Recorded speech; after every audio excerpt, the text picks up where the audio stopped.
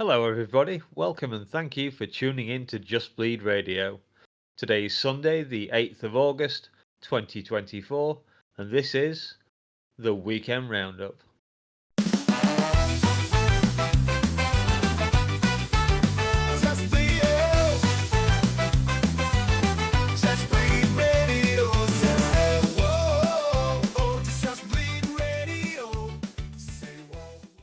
Good evening, everyone. My name is Dangermouse. I've been on the Just Bleed Radio show now, doing Apex cards for 12 months, so bear with me while I plaster on a flake smile and plough through this shit one more time. I'm teasing, it's magic every show. As always, joining me on this journey into the darkest warehouse in Las Vegas, I have someone who's not afraid to crawl into dark corners and find unpleasant things. It's our very own Californian can crusher. It's Austin. Hey up, mate. How you doing? I'm good, man. I'm good. Last night's fights were great. I had a good time watching them and ready to break down what we can. Good, good. And that just leaves me to introduce the man who torments his cat with chihuahuas in much the same way as reporters are doing to Dana White over the whole Bones is pound for pound #1 thing. Now, I was never introduced to the cat by name, but if you're listening, Mr. Moggy, we can have the first alliance between cat kind and mouse kind. Much like Dana with the illegal streamers, we shall go after the chihuahuas and crush them in their basements. Other than that, how's it going, Lazy?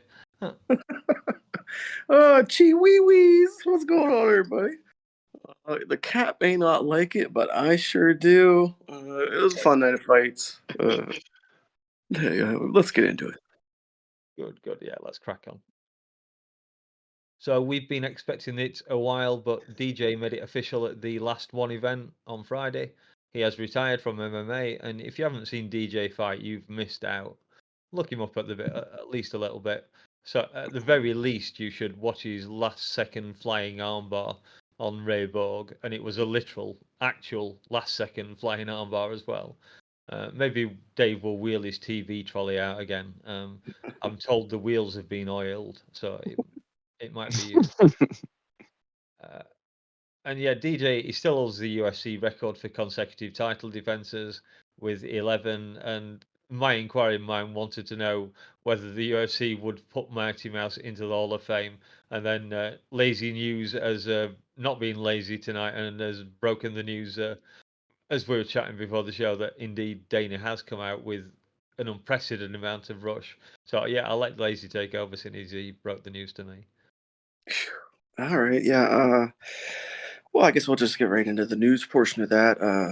On all credit to the original source on this, guys, it has to go to John Morgan of Grind City Media and other MMA outlets who apparently interviewed Dana following yesterday night's UFC Fight Night 242 in Las Vegas. And when asked about the induction of Demetrious, which was on the minds of tons of MMA podcasters and fans alike, he apparently said, yeah, Dana said that Demetrious will absolutely be inducted into the UFC Hall of Fame. Like we were talking about before the show, to me the most surprising and interesting part of that whole statement is the immediacy with how quickly he's agreeing to let Demetrious in. I think the fans and those in the know would all be in unison in saying that he does deserve to be in the UFC Hall of Fame.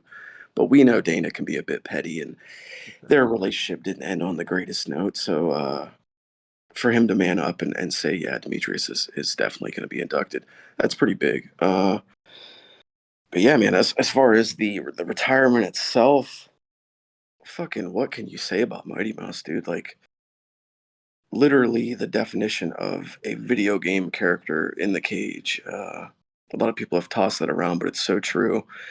And to bounce off of that, one of my favorite things about DJ was he was one of the first guys to get a really big sponsorship in the UFC, like a big brand name when he got the Xbox sponsorship. And I thought that was super cool back in the day to see a guy with the Xbox logo on their trunks. And he's just always been a really good dude, phenomenal fighter, really great guy outside of the cage. You got to give him his flowers. He deserved him when he was fighting and never really got him as a 125er, which is a shame. The smaller guys don't get their due respect. If DJ had been 6'4", everyone in the fucking entire UFC would have been in trouble. But yeah, dude, just a fucking great career. Couple of little small nuggets to drop in here, along with the one that Danger already mentioned. DJ holds the UFC flyweight records for most wins with 13, the longest winning streak with 13, and the most finishes with 7. So people always said that his fights were boring. I mean, go back and watch the shit. The guy was phenomenal in there. So yeah, props and kudos. Great career. And Is it okay? Yeah, no, Mouse is more than deserving. I would say he's a lot more deserving than some of the people who have been inducted into the Hall of Fame, more so than a lot of the guys that are there currently. And if I'm gonna be honest, this shouldn't even have been a discussion. He should have already just been parlayed as, hey, he's a shoe-in no matter what. Doesn't matter where he ended up. Doesn't matter how they ended their relationship with the UFC. He's going in. If they weren't going to do that, there would have been a large outcry in support of DJ. Also, at least they can induct him with all 11 of his title belts that the UFC happened to take, if you guys remember correctly. They kind of duped him on that one, and that was kind of shitty to begin with. But hey, at least he's getting into the Hall of Fame. If he could take a picture again, with all of his titles on stage, it'd be a good little final farewell to Mighty Mouse. And I mean, if you can remember how a lot of his fights went, like he faced a lot of the lower class or lower weight class guys that were just elite. I mean, his war with John Dotson the first time they fought, I remember watching that on Fox, right? And that was a great fight altogether. That was like the beginning of his run, and it was like, oh, you knew we were watching something special because that dude was nearly put out twice in the first 2 rounds, and then came back to just bludgeon John Dotson, which was a great fight altogether. But like, you just watched his work, just very methodical. He did not waste movement, did not waste time. And hey, happy trails to the man. Wish we could have seen more of him. I'm not sure why we didn't inside of one, but that's neither here nor there. Thankfully, one was gracious to him and respectful of his wants and wishes. So happy trails and great career, Mighty Mouse. We'll miss you. Yeah. Neither of you mentioned his scrap with Rod Tang, which was a lot of fun. Yeah. For the 2 rounds it lasted. I would say also that he's kind of a guy that, for this newer generation of fans that came into the game post-COVID, he's a really good guy to go back and take a look at his career, like you guys were saying, just to get a better feel for why he does garner so much respect, especially amongst his peers. Like, if you hear the other fighters talk about him, he's one of the most highly regarded guys, not just for his abilities, but also for his fight IQ, like a brilliant mind as well as a athlete. Yeah.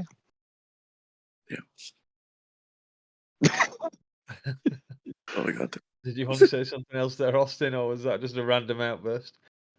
Nah. I mean, it's kind of hard to kind of just say, Mighty Mouse there's only so many words you can use because they've all been said before. Mighty Mouse was something special in the fact that it's his ending his career in one, and then also the fact that he holds all these records in the UFC was more than willing to give him an opportunity, especially in Dana White, considering how everything went with them, and how things are still going with the flyweight division. Just says a lot about who DJ is as a person. Absolutely. One last thing to just add to cap it all off. Probably not lazy. Not one last thing. Got me there. for a career of firsts, which DJ had a lot of firsts and a lot of records that he has set and held. He became the first person also to be inducted into the One Championship Hall of Fame last or Friday night. So if Dana does keep his word and put him in the UFC Hall of Fame, I think he'll also be the first guy ever to be in both of their Hall of Fames simultaneously. Yeah. Nice. Didn't realize one had a Hall of Fame to begin with, but that's fine. Yeah. I do find it quite mildly amusing that one's setting up in Colorado, which of course was where we saw the first ever UFC event. Yeah. I think it's no coincidence. I think they're pretty lenient on the rule sets, and they allow for them to bring their one they did. Yeah, rules. yeah, their knee strikes and grounded opponents and all that good stuff. Mhm. So yeah, let's get on to the UFC then. Some people who are fighting and continuing to fight, or did fight, I guess is more appropriate.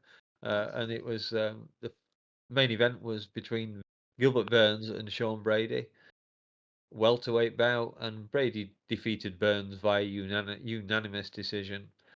It was 50-45 on two judges' cards and 49-46 on one of the others. So apparently Brady can beat some old fighters, but not others. I guess Brady kind of must take Burns' position, and hopefully they jump him over Colby Covington too. But whichever way, it should put him at either 5 or 6 in the rankings. For me, the most memorable part of this fight was in the 4th round when Burns took a nut shot. So he stepped back, he had a minute's breather, stepped back in, and immediately shin kicked Brady in the nuts too. So they had another minute's rest, and then they came out and finished the fight off.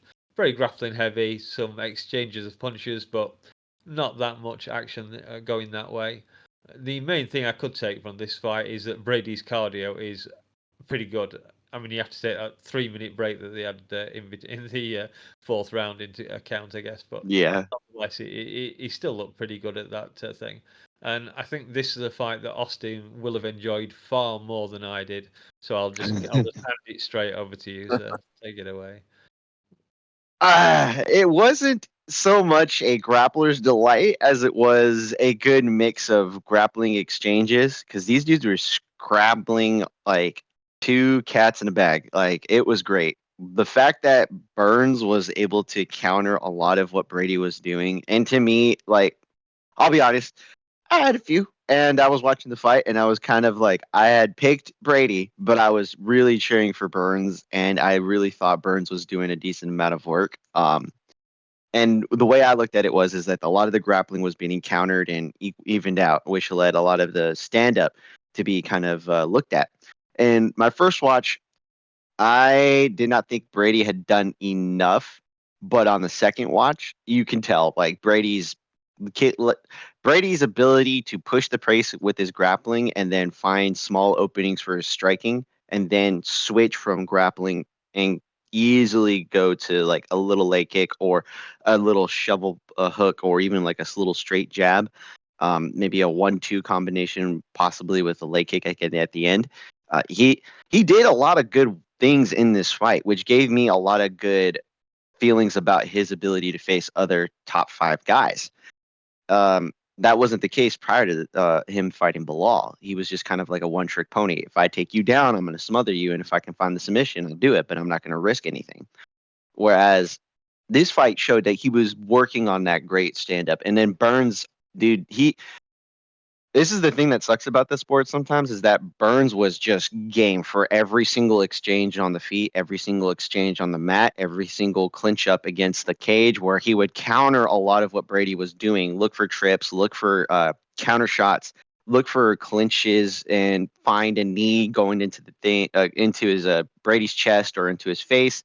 He separated so many different times looking for a strike on the way out. It was a great fight in my opinion. And the thing that sucks about this is that Burns is now like on a 3-fight losing streak, I believe, and it sucks because he's not a bad fighter. He's a really fun fighter. He's a great fighter. He's a tough matchup for anyone in this goddamn division, and it's a shame because it's this dude's like he's fighting the really best and still losing. And someone had mentioned, I can't remember who, but like, is he gonna be like a Tony Ferguson now? And it's like, no. Don't put that on him. What are we doing here? But no, Brady looked great. Brady's discipline showed through, and hit like Mouse was saying, his cardio was just on point. Minus the two, I think it was mutual nut shot. All right, I'm gonna give you one. You give me one. We're gonna get a decent amount of rest in between, and then we'll just blast the last 2 rounds, and we'll that should actually be the new rule for nut shots. You give one, you take one. Yeah, I think that's what I literally said that. I'm like, yeah, I'm pretty sure that was just a rebuttal, or like, hey, you got me, I got to get you. All right. But no, I mean, I thought the fight was entertaining. It was great scrambles. Burns is not washed whatsoever, but that also says a lot about what Brady had to offer. Brady's still a good, he was a good prospect. He's now a contender. I would like to see him just smother Colby Covington, break that man's spirit, will, and possibly neck. But I'm neither here nor there. But you know what? I'm okay if he happens to be a guy that Usman needs to fight on coming back, because I think that would also be a great fight to watch. That could be good. Lazy? Oh, man, well, I see what Austin's saying, and I do agree with a lot of the points that he was making to an extent. But I'm going to be a little bit of a party pooper here. I kind of seen this. I kind of seen this one a little bit differently. To me, Brady did look better in the stand-up. He looked improved from his previous outings, but he also he still looks really stiff, almost robotic at times. Like he's premeditating what he's going to do in his mind, and then he's like, there's like a second delay between him thinking of it and doing it. So it's almost like you can see him premeditate it and then try to execute it.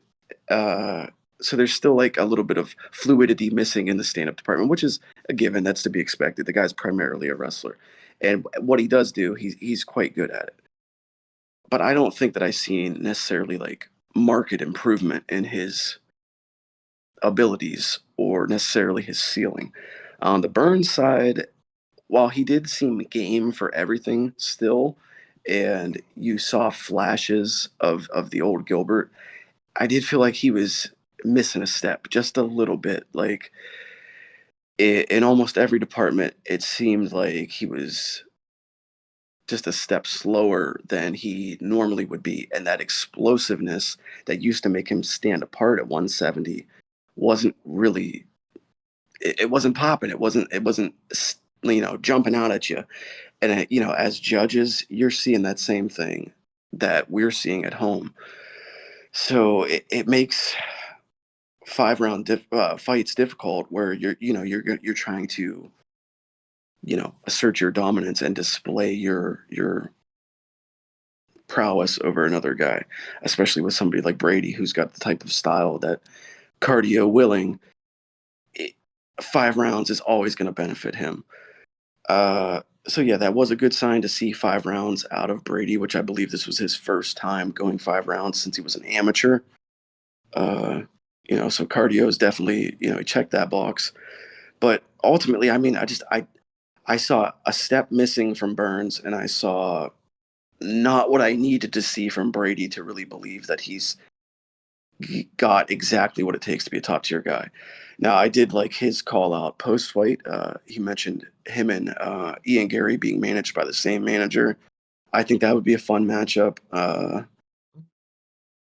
The two differences in styles, it'll be more of a clash than the MVP bout was for Gary. So I think that could be fun.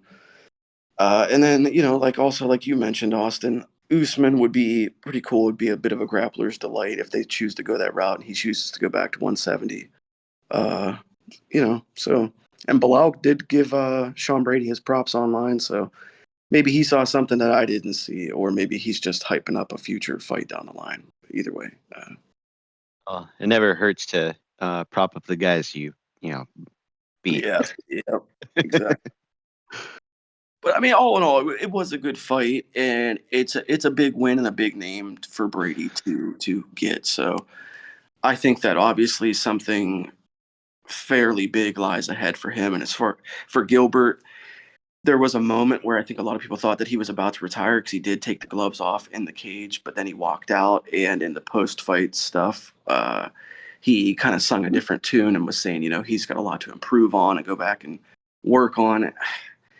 I don't know, man. Everybody loves you. You're a fan favorite, but he's sort of in a boat like a Poirier, where you're a very beloved guy. You do put on good shows, but your time at the top is kind of coming to an end, and all you've got ahead is money fights or fun fights that get you excited. So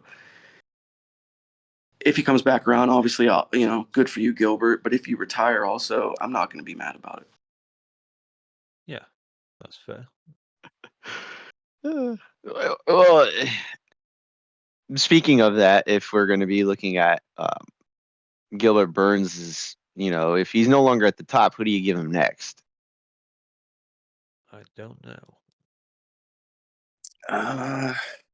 He's kind of going into that gatekeeper role, but less of a top 5 gatekeeper and more of maybe a top 10 gatekeeper. Mm-hmm. He's slipping in his pole position and kind of, yeah. I don't want him to become a guy that young guys build their name off of. I don't want to see that. That's And fair. while it's not necessarily the case, he does still have the skills to contend. Like, I don't want. What you said, three losses in a row now? I believe that was the case. But yeah, but he's getting into that Tony Ferguson territory if he loses another one. And he's not getting bludgeoned like Tony. Give him credit. no, but these dudes are young and they're tough, and I don't know. Like, you can't give them a layup. What layups are there? Well, because okay, look at his losses, right? He loses to Bilal Muhammad via unanimous decision. He was winning the fight against Jack Della Maddalena before the knee, and then he loses a unanimous decision, which I thought it was close. My first watch, I had it 3-2 for Burns because I was getting hyped, and I was so Burns, just kind of like looking at the things that he did and not what Brady was doing. Upon rewatch, I did have it like 4-1 to Brady, and and again, a lot of these rounds were competitive, like a true sense of 10-9, but if I was to put someone against Burns, I would say give him Jeff Neal. If he can't beat Jeff Neal, then he's at the 10, gatekeeper to the top 10, and he doesn't fight anybody 9 or above. He stays at 10, and he faces everyone 11 and below. That's what you got to do for him. If not, then the division has to cycle out the older guys who are on losing streaks. They're more than happy to give him an opportunity if he gets 1 or 2 exciting wins. And I think giving him lower level competition can help in that. But at the same time, you got to move the new guys up first. And like you said, Lazy, he's not that guy anymore. But he can put wins together if it's the right matchup. So I don't know. Yeah, I think Jeff Neal would be my choice if I was going to put him against anybody. Yeah, quite like that. Not bad at all. Hats off to Brady for his tattooist. That one on his back was pretty good, even though I don't like tattoos very much. It's fair enough. It's good artwork. Oh yeah, that's where I was going to go with that. Welterweight news. Apparently, George Masvidal wants to come back and fight Leon Edwards. He's called him out for his 3-piece and a soda. That kind of thing. Get out of here, Jorge. Like, that's fucking stupid. Yeah, I'd rather see him and Connor, to be honest. Yeah. You can't. That would make more sense. Come back off a layoff, supposed retirement, and then a loss to fucking Nate Diaz in boxing and be like, I'm going to call out the guy that just lost the title. Yeah, get the fuck out of here. Not having fought anybody. It has the backstory, doesn't it? So I've punched him in the back like assaulted. If Leon lost a terrible fight, maybe, but Leon was like not getting like it was a one-sided fight, but it was a competitive like one-sided fight. It wasn't like he was getting 10-8'd every single round. You know what I mean? But even then, like, he's coming off of a title fight. Masvidal at least needs to fight somebody before he fights, Like, Leon. to deserve that fight, Leon would have to get like starched, completely flatlined by like, somebody ridiculous like Colby Covington, and then maybe Jorge would deserve that fight. Like, Leon might take it though, just for the chance of knocking his head off. that's true. It's Say that because then it puts the division in chaos again, and it's already been in chaos. We can't have this again. Yeah. Chaos everywhere. No. Stop bringing the black magic into this. No, the voodoo doesn't need to happen. I want consistency. We already have to worry about so much with the goddamn UFC. The way that they just like flaunt the title out there like it's fucking candy whenever they want to do it, and it's like, no, look at Tom Aspinall comes to the door. He deserves candy. No, he doesn't. Fuck that guy. Pushes him off to the side. John Jones, you deserve it. Too true. Too true. Yeah, that brief diversion there. Let's get on to the co-main between Jessica Andrade and Natalia Silva, which this was a unanimous points decision for Natalia Silva, 30-27 on every judge's card. Performance was actually given fight of the night, which surprised me when I saw things today. Then again, there weren't that many great fights for me last night, so I can kind of understand it. It was as clear a 30-27 result as you could hope for.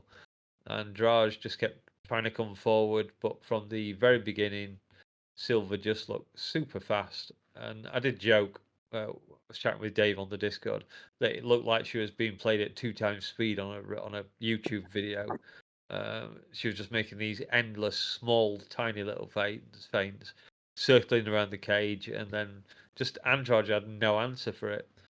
Whenever she tried to push forward, either Silva would grab her and pull her back into the cage, or she'd push her away, and then it was just Silva keeping the fight at whichever range she wanted it. So they were either fighting at long range where Silva could use her kicks, or as I said, they were grinding up against the cage. And Andrade wasn't allowed to just sit in the pocket and stand and bang, which I think she would have liked to have done. And Andrade did have a couple of nice moments. There was a Superman punch at the end of round 1, which I was like, oh, where the fuck did that come from? And then I know there was a couple of nice check hooks in one or two of the rounds. But that was the problem, though. It was just moments. When I was chatting with Dave, he actually said Silva looked crispy, which I thought was a nice descriptor for it. And she won the fight very handily. And if she replaces Andrade in the rankings, she's going to be eyeing someone in the top 5. And of course, the belt for that division gets decided next week. So there's movement definitely going on there. And I do have a tangent to go off on, but I'll save it and let someone else jump in. I believe it's lazy to dive in here. Yeah, man. Oh shit. Well, this one was a pretty surprisingly good fight. And I say surprisingly because I think that a lot of people go into any women's MMA fight anticipating a bit of a boring affair, but this was anything but boring. Despite going to the cards and being a decision, there was a lot of fun moments. It was high output, high pace. Like you mentioned, Danger. The fucking speed on Silva, boy, she is quick. She's got some fucking fast action, quick strikes. Uh, Surprisingly, like thick and muscular too. Like she was able to kind of out size and out muscle Andrade, and that's kind of like her game. Like that's what she relies on is that bulldoggedness and that power. But yeah, man, fucking hell of a streak for Silva too. She's now won, let's see, 12 in a row. Pretty fucking impressive. Yeah, big deal. She's got a couple of decent names on her UFC record, and hasn't lost a fight going all the way back to 2017 when she lost to Marina Rodriguez, who just lost to Jessica Andrade, who she just beat. So kind of a full circle moment there. But yeah, 27. So she's really coming into her own as a full,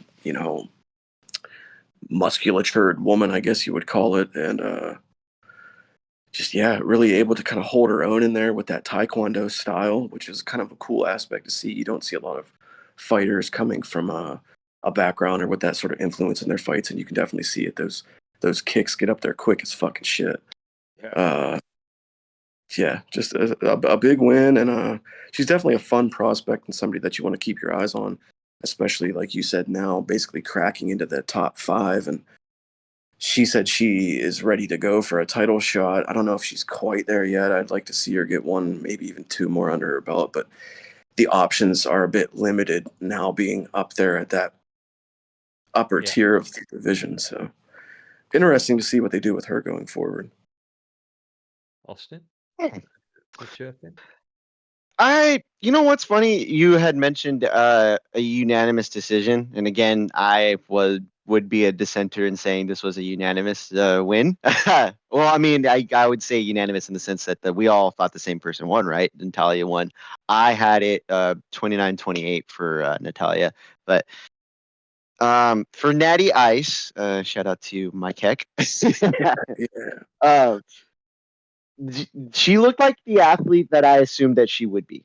And if you could look at her style, the Taekwondo shows up specifically well for her striking, and she's more than willing to put the pressure when she has to, but very smart and capable of exiting bad situations, recognizes when she's not winning in an exchange and looks to exit, but still stay in the presence of trying to win the round, which is great. That's not a thing that a lot of fighters in general have. That's not a natural instinct most fighters cultivate easily. For her, just staying busy, striking from the outside, as Mouse was saying, and just keeping that consistency of pressure in, exiting out, minimizing damage.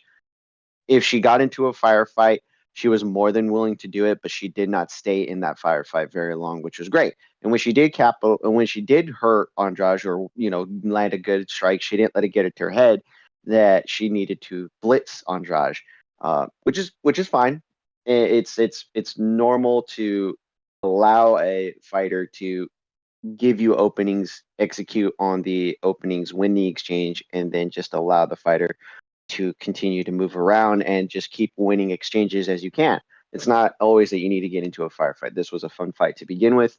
And my only thing with this is that like this doesn't clog up the division. She moves up in the rankings, but Andrade had fought her last 4 fights at okay, guess what really class guys it because it wasn't flyweight. That's right. Strawweight. I'll read off the names to you because this also threw me for a loop. Yan Xiaonan, Tatiana Suarez, Mackenzie Dern, Marina Rodriguez. Guess what? She was 2-2. Her last 2 being wins. And it's just interesting because Andrade has been known to do this where she just jumps from one division to another, doesn't really have any reasoning behind it. It just seems like, all right, this one's available. I'll take this one. Oh, this one's okay. I'll take that one too. Why not? I'll just go over there. This one's scheduled for me next month. That's fine. That's fine. I have a fight this weekend. It's okay. I'll go to this one next month. But it's just interesting to me. Like she had momentum at strawweight, and this was at flyweight. It just confuses me as to why she would do this. But then again, it's she got out of that toxic relationship with her ex-wife, and her ex-manager, who she just gave a lawsuit or a suit against. And supposedly it was over $2 million that were taken from her in cahoots with the ex being abusive, which is also the same ex that not physically abusive, but it was one of those things where it's just, she was the one that was telling her how to manage her money. And it's not, both of these people embezzled against Andrade, which is that's just shitty, dude. That's just shitty. And I'm happy for her to at least be over and done with that situation currently. She still has to go through a lawsuit, but the fact that she's able to I think she just needed a fight just to get out of, whatever she was trying to recoup. So I'm hoping that's the case because, hey, she still has momentum at strawweight. She's got 2 wins currently. It wouldn't be a bad thing for her to go back down to the weight and just continue that momentum. The division's got some turnover right now. Tatiana Suarez is nowhere to be seen again. Flyweight's always going to be there, guys. Flyweight's always going to be there. She doesn't have to be a flyweight all the time, but apparently she can take a last-minute fight. So, yeah, that's all I got. You got anything you wanted to say, Dangermouse? Because I did think of something else that I did want to mention.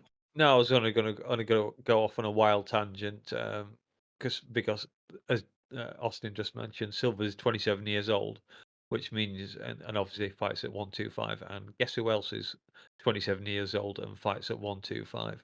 My favorite girl, Dakota. So I reckon within, what do you reckon, 3.5 years, those two are going to fight each other, and that's going to be a hell of a fight if we do get it. Yeah, buddy. Oh man, I didn't even think of that. You almost would have thought Mouse was a promoter or manager or somebody. Well, they got the perfect styles to match up. Like if they really went at it, that could be fun. But the only thing I really wanted to touch on real quick before we moved on is just partly what Austin mentioned there, that Andrade is coming into this fight with that lawsuit that I believe just settled or is in the process of settling or something like that. And it's a pretty big, hefty sum that was taken from her, so that's weighing heavy on her. But at the same time, Silva came into this having just lost her sister, so they both had mental baggage, if you want to say, coming into this bout. So just good on both them for even making the fight and getting in there and doing it. Andrade has a bit of that Cowboy Cerrone thing going on, where she just bounces around to different weight classes and wins, loses. She's kind of a 50-50 at this point. More success in certain weight classes than others, but always on that BMF kind of a line. And I think the last thing, a fun matchup for Natty Ice going forward, because I don't think she's booked. I think she's still coming off injury. Macy Barber, what do you got going on? You're number 4. Oh, I don't think she's booked. Those two. You think Macy takes it? I mean, if Natty Ice takes the Jessica spot and moves up to number 6, she can't fight Blanchfield because she's booked with Rose. Manone's kind of waiting for the title fight to pan out. So yeah, what choice did you get? That's true. Good point. Yeah. I told you the division's almost locked up. It was almost like I said this on the last show, but I don't know. The UFC seems to forget that we pay attention. Yeah, that's all I got. All right, then. I guess we can take a quick look at the rest of the card. A couple of noteworthy things. We had Glovegate with who was it now? Amarina and go on, help me, guys. Oh, Vanessa Demopoulos. Thank you. Yeah, that name would not come at all there. Yatakin. I think that's how you say it. Yeah. I should just tell Dave to cut this bit out and let you intro that part. Harakin, maybe. My pronunciation might not be pure or perfect, but I'm pretty sure it's Yatakin or Harakin, or one of those two. The J is a different syllable. Ignore me. Just continue.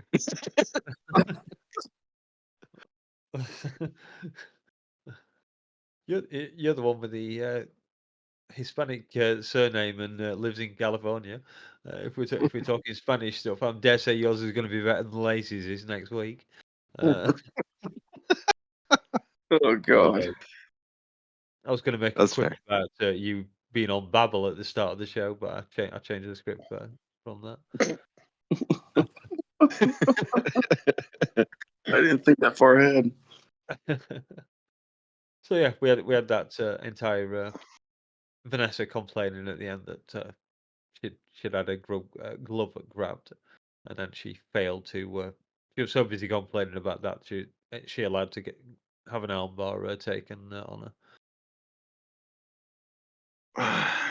Did you guys see it? I could not. I tried to look at it and I couldn't for the life of me figure it out. And that's on me. I didn't pay attention to it too much. I was in the background doing stuff. I wasn't watching the fight very consistently. See, Dave's put a zoomed in version up on the Discord, and it looks looks like she kind of could be doing there, but it's difficult. It's hard to tell. Yeah, that's what I was gonna say. Is that I watched it live, and then I seen several replays on social media. Then I seen the zoomed in one Dave posted. I think you could kind of fence sit on this one. Like you could argue it either way. Maybe the fingertips were in there. It's really hard to tell if they were in there. It was just the tip, just the tip. Uh, but so I don't think it could have had that much of effect. But the bottom fucking line is here is address the armbar, address the issue at hand. It's all well and good to protest to the referee, but you got to focus on the issue at hand, especially in a situation like that. Like, and she was Vanessa Demopoulos was completely distracted. She was more focused on having that back and forth with the official than she was on actually addressing the armbar that was about to go down. And it all comes down to protect yourself at all times. Like, you know what I mean? There's far too often you see these fighters that they seem to be more interested in having a fucking conversation with the ref than they are with actually having the fight. Like, so whether it was or wasn't a foul, it didn't get called one, and you had a lapse of judgment and a loss of focus, and that's what fucking happens. Yeah, it's the old Yoel Romero, Tim Kennedy situation where like the whole Stoolgate and they were fouling each other throughout that fight, but Tim kind of like forgot the fight was still happening at a point and then just allowed because they were still even arguing in the back of the in the hallways and whatnot. And I've been there myself. If you lose the plot, you can lose the fight. And she lost the plot the minute she found I mean, it happens. It happens to the best of them. But she's just got to pull herself up and try to get over it and get back in there. She was on a win streak. She could do it, but I think it was one of those things where she just kind of saw one thing, and as you said, Lazy got fixated on it, and it doesn't matter if it happened realistically or not. You were still in there fighting. You got to just move through it. Yeah. Yeah. It's not on the referee to save your ass in that moment. Like, protect yourself from the armbar, and if you can manage to speak while you're doing it, then by all means go right ahead. But you need to be fucking focused on the arm of yours that's about to get fucking snapped in two. Yeah, the world championship level winning person who's got hold of your arm. Yeah, pay her the attention. Yeah. Yep. So yeah, not her greatest move. And we had the although I guess this was probably the strike of the night in some respects for me when Padilla took an elbow to the eye, and you could Padilla landed an elbow to Rongzhu's eye during their fight during round 2, and it was one of the nastiest looking eye injuries I've seen for a while. I know Dave's been posting this all over the Discord. It's disgusting. But in the slow-mo, you could see the point of Padilla's elbow just hitting slightly above the eye and sending spray flying everywhere. And Daz Riccio did make me laugh about this one because he posted up saying, "Is this from the Goonies now or what?" Which is yeah. Sloth. Any other moments from the show you guys want to bring up, mention? Just quickly, 10 minutes or there. I would like to touch on that what you just mentioned there, Chris Taco Padilla and Rongzhu.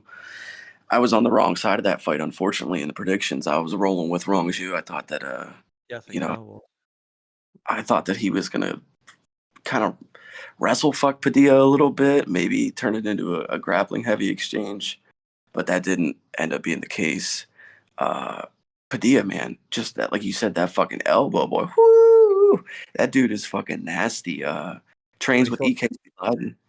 Yeah, when he thought he'd been eye poked, didn't he? That's when he was protesting. Yeah, it's like I can understand the fact that he thought he was eye poked, and also like the fact that Taco is his nickname. I guess he was talking shit on the press conference backstage, and it was like, nah, dude, he literally thought his eye got gouged because the elbow literally lands not on the bone but on the eye. That's literally what happened. That's why his eye swelled. The same kind of situation, similar situation happened to oh my God, Matt Mitrione.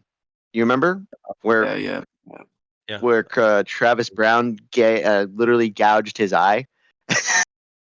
Just knuckle deep inside of Matt Mitrione's eye, and his eyelid swolled. I'm hoping that's the case that happened with Rong Zhu, because I liked how he was looking in the fight. The first round, he looked great. Just was countering well, keeping the pressure, landing but not overcommitting. And then Padilla literally landed this elbow from hell because he was also starting to get his timing on him too. So he was turning the momentum, and then I didn't like how he was doing that whole thing at the back press conference. Oh, he poked me in the eye. So yeah, no shit, dude. He thought you literally gouged his eye out, but it was his elbow. Your elbow literally landed on his eye. Yeah, I would fucking think the same thing. I liked it. I thought that was funny. I liked how he said my elbow doesn't have fingers. I thought that was hilarious. And then the last thing I want on that though was that he gave props to that elbow to Superlek. So cool to hear the intermingling of the Muay Thai world and UFC MMA world. And then also the last two mentions just for me, Cody Durden and Matt Schnell, they ended up putting on a hell of a fucking scrap. That was a fun one. I don't think that if anyone with a half of a brain was on the Matt Schnell side. The dude just has a fucking love for getting finished. There's someone on the MK Discord who has half a brain. You've just declared it. I know someone picked him. Then the last. It wasn't Austin. I checked. Okay, oh Jesus Christ! I don't think it was you anyway. And then the last one from me is gonna be Steve Garcia and Kyle Nelson. Mean Machine, man. That dude is a fucking beast. Like, if anybody in the UFC has a straight up killer instinct and a will to finish guys, it's fucking Mean Machine. 5 KOs in a row now. Get this dude a fucking ranked opponent. What the fuck is going on? He lived up to his name. There's no argument there. Oh, wow. That was the other guy with the lump, wasn't it, his opponent? Oh, Dave jumping in there? I hate to interrupt, but we just gotten a complaint. Oh shit. Okay. Let's hear it, Dave. Yes. Hello. This is a message to whom it may concern, to whomever sirs or madams may be listening to this. I'm trying to reach those at Just Bleed Radio. I've recently noticed in a string of unfortunate and unthoughtful circumstances, one Lazybed, one of your co-hosts, has been repeatedly making offensive remarks and gestures, and I'm very offended by this, and I'm really hoping that we can come to some sort of conclusion to address this current situation. Your radio station has recently gone downhill quite a bit, I must say. It's unfortunate, as I previously stated, but I just wish if you could just tone it down just a bit, especially Lazybed. He has bad takes, so thank you. You're fired. You're fired. You're fired. You're fired. You're fired. You're fired. I'm kind of offended. I wasn't one that was getting the complaint from. Well, it's not too late. We now have a complaint department, so there could be more in the future. That's fair. That's fair. We need to set your cat up with Stephen. Complainant versus customer services. Right. Oh my god. Oh, I did want to mention before we get out of here, because we still got to do the card rating and whatnot. But Usman Nurmagomedov put on a very tactical performance over in Bellator in San Diego this weekend, as well as Lorenz Larkin getting a ridiculous finish, but proving that the old horse still has the ability to win. Question for you guys: does Usman come over to the UFC or does he stay with PFL? What weight is it? 155. I think unless his boy Islam moves up, I think he stays in Bellator. Mm-hmm. Mm. He won't come across. He won't come across Al Islam there. They'll never fight each other. So what's the point of him being there? And then he runs I think into the pickle. There's another Oh, go pickle ahead. on top of that because Islam doesn't move up from 155 to 170 until Bilal loses the title. Also true. So he's fucking logjam down there at fucking Bellator. Yeah. Good news is, I- I suppose, we will get more lightweight fights from Islam when his fucking hand heals finally. Jeez. Well, it's not his fault. He did have a hard head to hit against Dustin Poirier. I know, but I thought it was more or less supposed to be okay. Oh well. I was trying to think of an ending for our complainant there. Then Austin jumped in and shattered my thought pattern. I didn't mean to. I just wanted it to be known that these two had a fight, and it was it was still entertaining. Yeah, Austin is becoming JBR's Jack Slack as far as Bellator is concerned. I have to. No one else is doing it anymore. Right? Yeah. But you know me. I'm PFL all the way, but only for Dakota DeShaver. So That's fair. That's fair. yeah. That's fair. I guess At least you there'll got be one. Francis fight coming up as well eventually. Yeah. Which may be I'm more of a LFA, BKFC, that kind of guy. I'm a real low-life dirtbag. One had very annoyingly changed it on YouTube, so I can't get the prelims like I used to be able to. I probably could, but I have to jump onto a VPN to get them. I would like to see Shabli inside the UFC, and then Usman should. This is what I'm thinking is going to be the case. Usman's going to get wait until the merger happens, where they're finally done with their broadcasting deals for the year for Bellator, because that's why they had to keep Bellator alive, right? Usman's going to wait, and he's 25, going to be 26. I think he's 26 now, maybe. He's got time. It's not like he needs to be champion now. He could take on 3 or 4 fights in that time, and then figure out whether or not Islam moves up or not, because it's all dependent on whether or not there's no shortage of fights for him to have, and he'll get a good deal coming out of Bellator as a champion and as a Khabib guy. I don't think they're worried about whether or not he has to fight or not. They're worried about whether or not he'll get a good deal, and I think he should.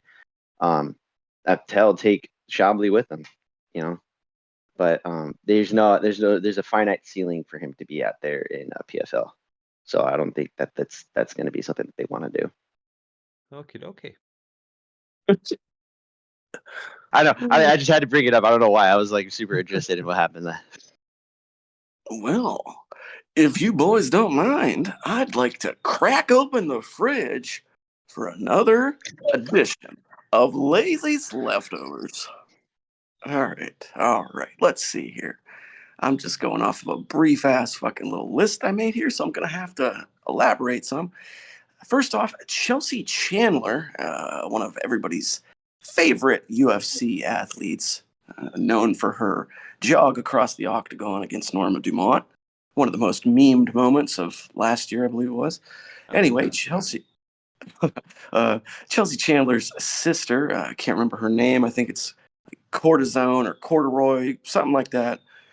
She got beat up on Urijah Faber's A1 combat in what was a title fight against a woman that she had beat just previously in their last fight. So it was a rematch against somebody she had beat, and she lost against her rather convincingly. Also in BKFC news, a man named the Mormon Meteor, one of the best names ever. The Mormon Meteor up there in Utah. They were in Utah, so it's a bit topical. He nearly lost part of his ear when he was slashed across the lobe. And boy, that thing was flapping in the wind, reminiscent of a Kentucky waterfall, also known as a mullet. That thing was flapping. And then Jeremy Stevens, everybody's all other favorite, Jeremy Stevens. Who the fuck is that guy? He had a fight against a 46-year-old man, and then who he beat. And then afterwards, in the post-fight interview, along with calling out Conor McGregor and saying that he likes to spit on that thing and he likes old dirty butt cheeks, he would also thank his wife, his kids, and aggressively thank his unborn child and say that he loved him. So it was kind of an interesting move there. It was a very angry take to say you love you to your unborn child. Anyway, moving on. I think there was a couple of good KOs on that card. So if you wanted to go back and check it out, prelims are free on YouTube. Go take a look at the BKFC event from this past weekend. And then I would also like to mention that Chatri Sitchatong, president of One Championship, got his black belt. I'm not sure for which martial art, during the One broadcast Friday night. And they made that a point to get that thing on the air and give Chatri his camera time. So good on you, Chatri. You got your black belt. And yeah. I think that's about it for Lazy's leftovers for this week. Jesus, Chatri taking notes from Turkey Al-Sheikh over here. Dave was pretty tickled with that moment, so I'm sure he wanted me to mention Chatri getting that black belt. Yeah, of course, yeah.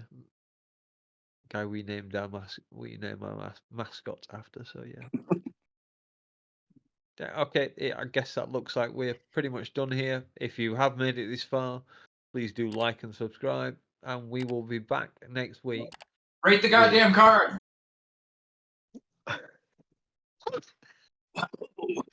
Can you please rate the card? Oh shit, yeah. Thank you, Dave. So it turns out we're not going away just yet.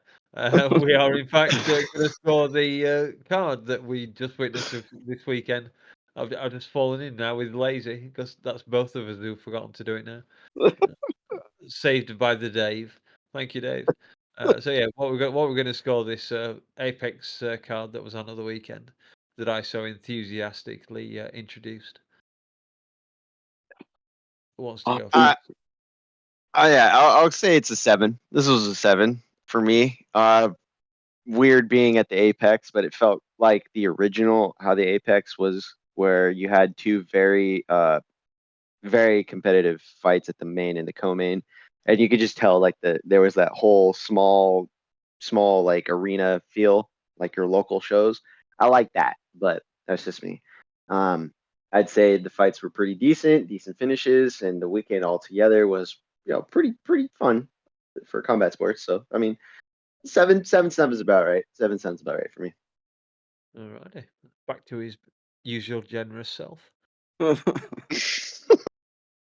Lazy, you want to go? Oh boy, yeah. I wasn't feeling it quite that much. Maybe I'm just getting old and washed, guys. I don't know. Couple of fun finishes. The eyeball moment was cool. I liked seeing Steve Garcia smash that dude's face. Cody Durden looked weird without a beard. That was strange. Grow the beard back. You look like a freak. Natty Ice is fun. Sad for Gilbert. Don't really care for Mr. Sean Brady. We didn't even mention it. Isaac Dalgarian, the biggest favorite in UFC history. Oh yes, yeah. Yeah, triangle choke Maran. I guess it was an. What odds was it? Honestly, I'm not too sure. Oh, it says according to Tapology at close, he was a minus 2,500 favorite. So. Oh my god. Yeah. I mean, all in all, it had its fun moments. It wasn't the greatest card. It was in the Apex. Not going to go as generous as Austin, but I will give it a 6. Okay. Hater. Hold your horses there, Austin. I haven't come in yet. Oh dear God. Yeah, main event didn't really do much for me. I think I actually fell asleep. I know I saw the fourth round because I remember the nut shot, but I think I might have fallen asleep then and missed the entire fifth round. I did watch it again this afternoon. Didn't do much for me. Did enjoy the silver fight. There were a couple of interesting moments throughout the entire night, I guess, but just didn't do that much for me on the whole. So I'm gonna be the meanie this week, and I'm gonna give it 5.5. That's the best I can Oh. do. All right, so you guys clearly don't like the welterweights or the women's fights. It's fine. That's fine. It's fine. Not this time. Not this time. There are other times I've stuck up for grappling fights, but this one just didn't do it for me. I'm afraid. Nothing on the card really meant anything apart from, as I just said, a potential future opponent for Dakota. That's the only fight that meant anything to me on this one. But, Let's just so, say we're saving our energy for next week. We got a big week next week. exactly, yeah. That's All right, what I was gonna say. I'll better We are- hear you guys speaking pure Spanish next weekend.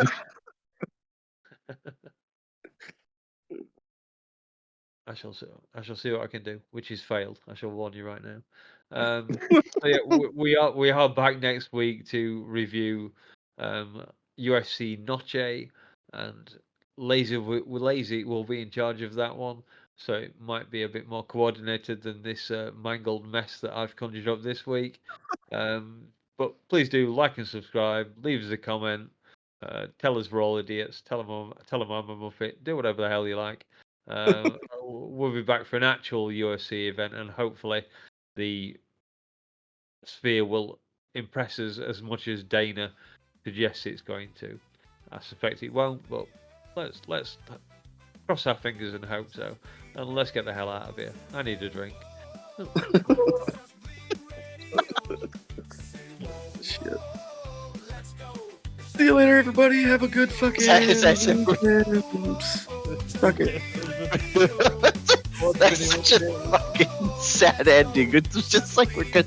We're done. That's it. Good luck, everybody. We ran out of steam at the end of the show. God damn. I've realised how. Craig, are you good to go? It doesn't matter if you're good to go, Craig. Oh, there he is. Fuck you, Craig. Greg. I've only been here 2 minutes. He- There you are, right over my fucking shoulder. Craig's in the background. He's just like, go ahead now, say something. I've been waiting all day for this. Always listening. That's what he says. Fuck you, Craig. What's his voice? What's his voice? Is he Dagestani, or is he just like some random like? Who, Craig? Yeah. What's if you're gonna give him a name? We gotta give him some kind of a personality or voice, right? It'd be funny to hear him as like either a clown. Oh God, these guys again. Oh Jesus, I can't believe I have to listen to these guys talk about MMA again. Or we could do like a Elmo ripoff where it's like, right after this is up there and this is something to have with us. The guano was really valuable in the early 19th century, I think. Obviously, I think you used to get saltpeter from it, which of course was gunpowder. This has been The More You Know with JBR. Let's do it. Let's stick it up your ass. Let's do it.